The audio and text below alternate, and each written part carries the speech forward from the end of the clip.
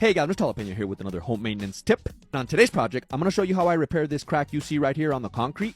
My client is getting ready to sell the house and he asked me if I could repair it and I said, let's do it. I didn't have any of the concrete sealant, so I stopped at Home Depot, got some concrete sealant, and I also was recommended by a concrete guy to get this crack fix. It's a structural epoxy. I've never really used it before, so I wanted to give it a try. Okay, so first thing I did was I removed any loose material that was around the crack. Then on this step, I had to use my drill bit because I forgot to get a diamond blade for my angle grinder. What I'm trying to do here is just create a beveled edge. That way when I apply the product, it'll stay in that little valley. I also went ahead and vacuumed everything up. That way nothing's in the way for the epoxy. And as you can see, I did create that little valley. That drill bit wasn't the greatest tool to use, but it worked. And after all that, it is now time to apply the epoxy. It comes with this little nozzle to help mix up the components inside the tube. I thought it was going to be a little bit more messy than what it actually was. And I also read the description on the tube and it supposedly said it's 5 times stronger than concrete. Not really sure if that's true, but hey, let's give it a try. This product will fit on any standard caulk gun, that way you don't have to buy this special caulk gun or anything. Once I started applying it, I thought it was going to be a little bit thicker, but it's actually more watery than I expected.